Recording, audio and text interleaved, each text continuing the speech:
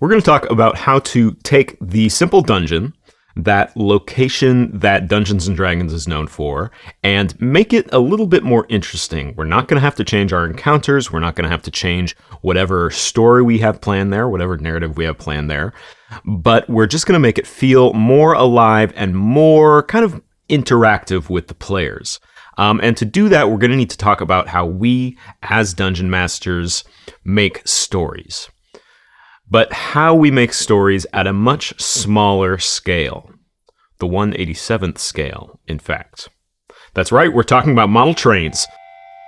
But think about it, like what makes a good diorama? What makes a good little model train diorama, right? It's the detail.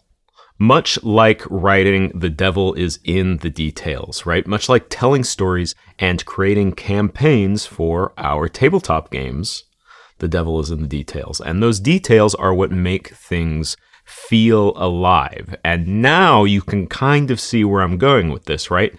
Like imagine a little model train.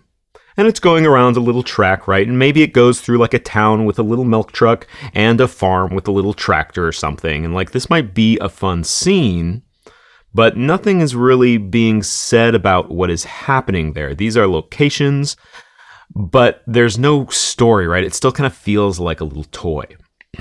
But if we took that same milk truck, that same train on its little track, and maybe put like a milkman outside of it and little bottles of milk at each house. And maybe that milkman was like delivering a saucer of milk to a little 1/87th scale cat or something. Like now you can feel how that location feels much more alive, right?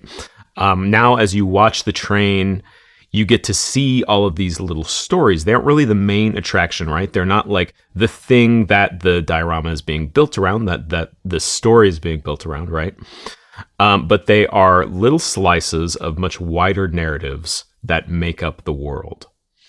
In diorama making, these are called microstories, or at least that's what I have heard them called before, right? They're little events. They are the marriage proposal that you see on vacation. They are things that give you an immediate understanding of wider events in the world, even though you're only seeing like a single event. And they're a perfect way to think about setting up places like dungeons and old castles and all the places your players visit during your tabletop games. I'm sure you can imagine a perfectly fine dungeon with a nice arched entryway, with a dark, foreboding hallway, right, with lefts and rights and centers, with goblins or kobolds or whatever you have planned, right? But that doesn't really tell us what's happening there. That doesn't really paint a wider picture of the world, right? Wouldn't that entrance be more interesting if there was a adventurer slumped in the doorway with goblin arrows sticking out of him? Or maybe the goblins have written warnings on the walls as the players are walking down this hallway to face whatever challenges you have planned for them. Right? Something that gives a little bit of history. And this brings me to my first point, which is that when developing these locations with this idea of like microstories in mind, right? With this idea of painting pictures of wider narratives through small events, creating that little bit of history of location helps immensely in efforts to make that location feel alive. This is one of the things I think the 5th edition Dungeon Master's Guide gets right when it's talking about how to make dungeons. The first thing it says is to determine who made that dungeon, right? Is it a tomb? Like, who made that tomb? Why did they make that tomb? Is it a old wizard's lab? Why did he make that old wizard lab, right? What was the wizard doing?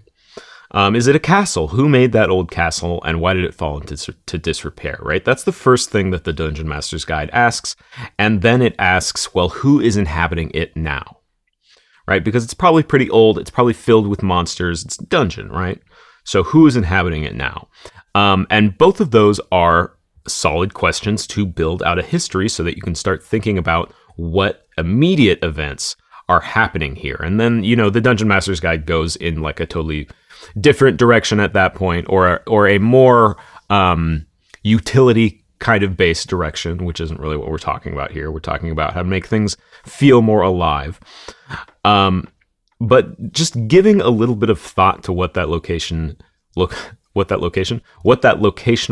history of that dungeon is will help you develop your location and sort of give like some flavor to it, right? Asking yourself like what sort of remnants of the past you want to act as your location's character that you can show the players. Because when we're thinking about this idea of like adding little stories to the campaign, like that story could be 500 years old, right? It could be like an old tome that the players find, or it could be like a room full of skeletons that were trapped in there when the castle fell, right? And this is really something we see in like really good fiction, these brush strokes of this wider story that is the world itself, or even like the dungeon itself, right? When the Fellowship enters Moria, the events that we see in there aren't very related to like the main story.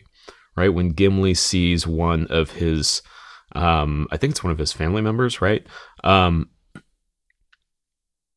Like that's not really that's related to Gimli, but it's not really related to the wider story. And when they see like how this ecosystem is developing, how this ecosystem of the dungeon of Moria exists, it makes the location feel a lot more alive, even though it doesn't change the story at all, really. And this will give us a lot, right? This will give us some flavor, some believability. But if we want to go beyond a good description and really get to that idea of making a location that feels like something is happening in it, we need to look at more immediate histories, more immediate conflicts. And this is really where we can get into and see the benefits of these weird little events I'm calling microstories, right? Because immediate history and immediate conflict, that's the driving force of stories in general, right? Like conflict is the driving force of stories in general. And so when we start creating separate but parallel stories around whatever attraction we have planned, we get these little events that make locations feel alive, right? And immediate history is pretty easy, right? Because it's just the day-to-day. Like, what are the goblins who have inhabited the tomb doing each day, right? Do the players catch them bringing a deer back from a hunt? Or do they find them betting with human fingers in their dice, right? Things that are a part of wider conflicts that aren't really affecting the players, right? We're just asking, what are the players interrupting?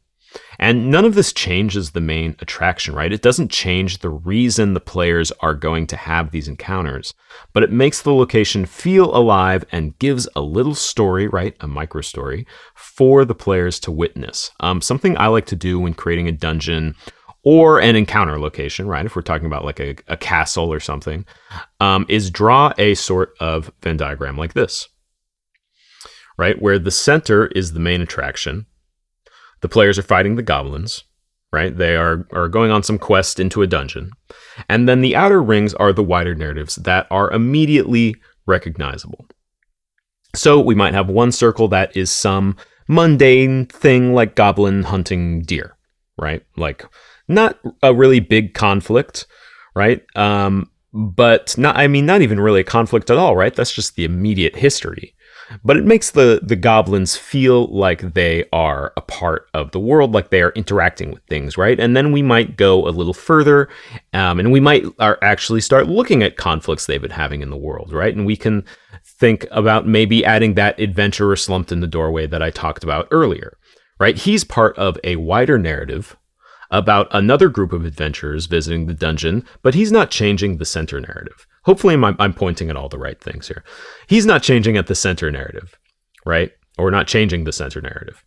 But he adds flavor there. It's something that you could grow a story off of, maybe if you wanted to. That's another thing this is useful for.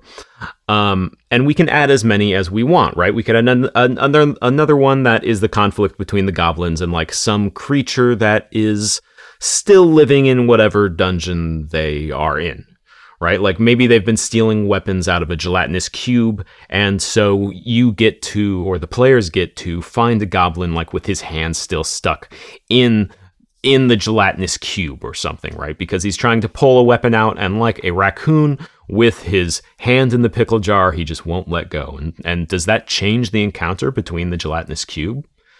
I mean, not really, right? If the goblin's going to yell for help, well, the other goblins probably already would have heard the players. If the goblin and if the goblin has his hand stuck in a gelatinous cube, he already probably would be yelling for help. So it's not going to change the encounter with the gelatinous cube, right? It's not going to change the main attraction, but it's going to add like a fun little story of the world that your players get to see to make your world feel more alive.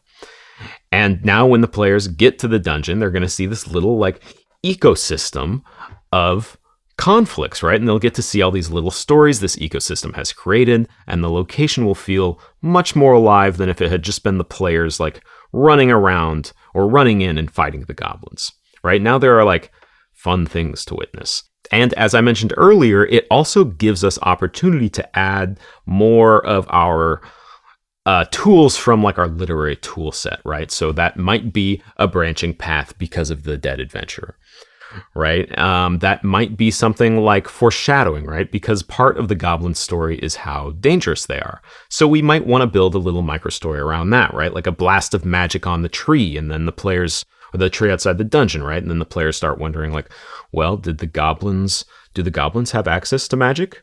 Or are the goblins so dangerous that they defeated a, second level wizard or something like that? Like that's a pretty dangerous group of goblins if they're going around able to defeat wizards. And you could maybe even make a whole tree that got blasted away. And now it's like, well, that was probably a pretty dangerous wizard if he's blasting trees away. So these goblins must be very dangerous. They must have something that you may have already planned, right? But now you are using this idea of adding a little microstory to foreshadow something that is going to come later, right? I think foreshadowing is something that's too often breaking away from the main thing I'm talking about. I think foreshadowing is something that is like often underused.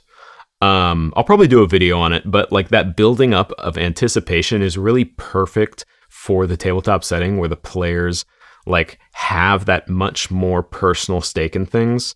And you're going to be giving them those warnings, but they have something that they just want, right? So they're probably going to be like ignoring those warnings a little bit, but they're still going to have that worry and anticipation build up. I probably mention other videos I should be making during every video, but that's kind of the interconnectedness of writing, isn't it? And speaking of interconnectedness, secret segue there, that's kind of what this is all about, is making the location that your players are in feel more interconnected with the world at large, right? Through the use of this weird but hopefully helpful metaphor that is microstories. And it kind of makes sense too. Like we're often kind of playing on these little dioramas. So, I mean, we call them a battle map, right? And we call them like miniatures, but they're kind of dioramas, which is even... Man, I didn't think it was possible to make D&D nerdier, but here we are talking about model trains. But hopefully this is something that helped you. We talked about building up that history of a dungeon. We talked about looking at immediate conflicts. Conflict is the most important part of any story, almost any story, right? So that is something that we definitely want to have in our worlds, even if the players aren't involved. And then we also talked about how we can use that to add other literary tools and just make our locations feel more alive. So thank you for watching. If you like what I do here, which is look at the writing and narrative side of tabletop gaming, please stick around. My name is Wes. My dog's name is Prismo. He has been lazy during this video, so hopefully you enjoyed watching him being lazy. That's fine. He's lazy all the time. Thank you again for watching. See you next time.